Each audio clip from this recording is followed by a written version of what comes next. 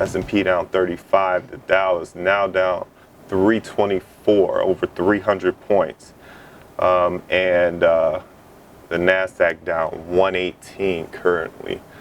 So we got a lot going on here to the downside. So we'll find something to short to take advantage of this downward momentum, and still have a few long positions: Spotify, PTC, as well as TTD and TER.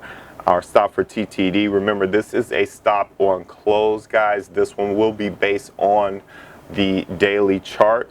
We're looking for 226.64 for the market to close. Well, we'll look maybe about 20-30 minutes before the end of the day. If we're below that 226.64 level, then we'll send out an exit for the trade. But other than that, looking for some short opportunity.